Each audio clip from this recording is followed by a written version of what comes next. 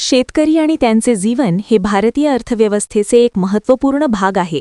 त्यांचे जीवन संघर्षांनी भरलेले असते, पण या संघर्षामध्ये शेतकऱ्यांचा दिलासा आणि जिवंतपणाचा स्रोत म्हणजे त्यांच्या मेहनतीचे उत्पन्न.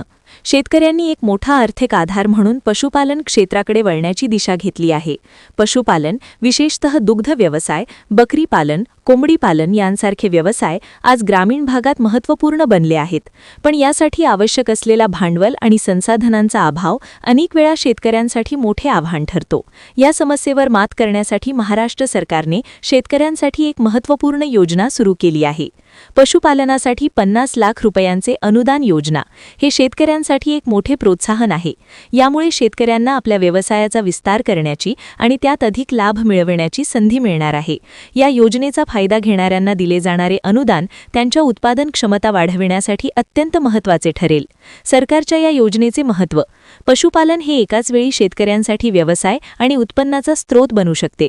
विशेषतः दुग्ध व्यवसायामध्ये असलेल्या अनंत संधींचा विचार करता शेतकऱ्यांना आपल्या व्यवसायाची क्षमता वाढविण्यासाठी आवश्यक असलेल्या संसाधनांची पुरवठा करणे महत्त्वाचे आहे. काही शेतकऱ्यांसाठी सुरुवातीला भांडवलाची मोठी अडचण असू शकते. या अडचणीवर मात करण्यासाठी सरकारने 50 लाख रुपयांपर्यंत अनुदान देणारी योजना सुरू केली आहे.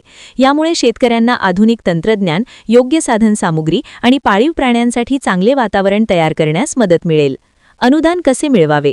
आपल्या व्यवसायाच्या गुणवत्तेला वाढविण्यासाठी सरकारकडून मिळणारे अनुदान अत्यंत महत्त्वाचे आहे, परंतु त्यासाठी शेतकऱ्यांनी काही महत्त्वाच्या कागदपत्रांची पूर्तता केली पाहिजे.